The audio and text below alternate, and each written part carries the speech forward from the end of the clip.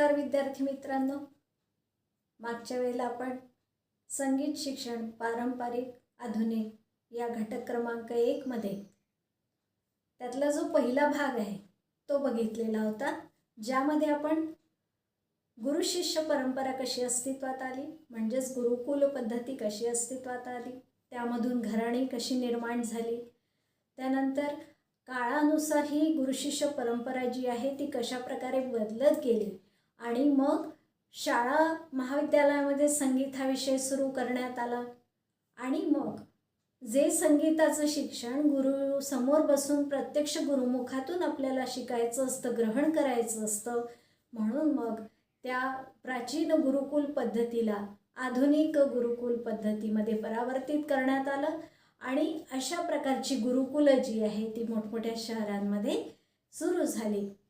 तर म्हणजेच काय, काळानुसार गुरुकुल पद्धती जी आहे ती कशा प्रकारे बदलत गेली संगीत शिक्षणाच्या बाबतीमधली त्याचा विचार आपण केलेला होता.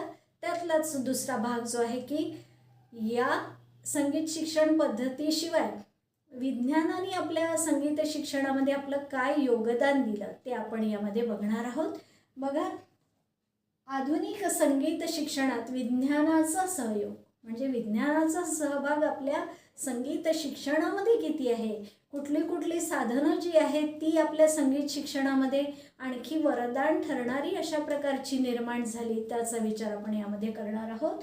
पहिलं आहे मुद्रण कलेचा शोध. ज्या वेळेला गुरुकुल पद्धती होती, गुरुशिष्य परंपरा अस्तित्वात होती, त्यावेळेला मुद्रण कलेचा शोध लागलेला नव्हता. जसं मी यापूर्वी सुद्धा तुम्हाला सांगितलं की केवळ गुरुमुखातून मिळालेल्या ज्ञानावरच शिष्याला चिंतन मनन आणि रियाज करून आपलं गाणं जे आहे ते त्याचा अभ्यास जो आहे तो करावा लागत असे. त्याशिवाय इतर कुठलीही साधनं उपलब्ध नव्हती. परंतु आता कॉस्टर या शास्त्रज्ञाने मुद्रण कलेचा शोध लावला आणि साधारण 20व्या शतकामध्ये भारतामध्ये मुद्रण कला जी आहे ती अस्तित्वात आली.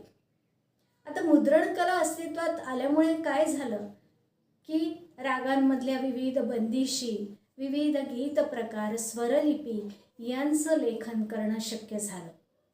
संगीताशी संबंधित विविध विषयांवर ग्रंथांचं लेखन जे आहे ते व्हायला लागलं. मुद्रण कलेचा शोध लागल्यामुळे ग्रंथ निर्मिती व्हायला लागली आणि त्यामुळे संगीताचं शिक्षण घेणाऱ्या